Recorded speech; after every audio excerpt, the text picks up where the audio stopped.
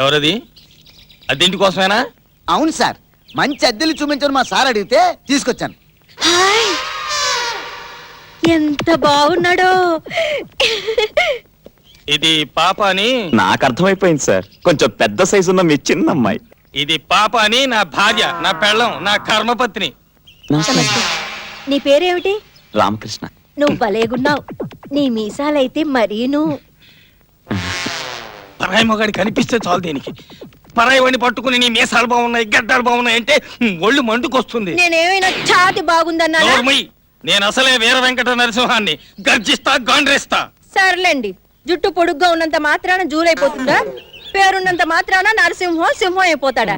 చూడండి, అందం అంటే అది. మీరున్నారు ఎందుకు? అలాగే కన్నావుగా ముగ్గురు కూతుడని. నువ్వు లోపలికి తగలడు, నేను వాళ్ళకి ఇల్లు చూపించి వస్తా. నువ్వు దయచేయి నాయనా.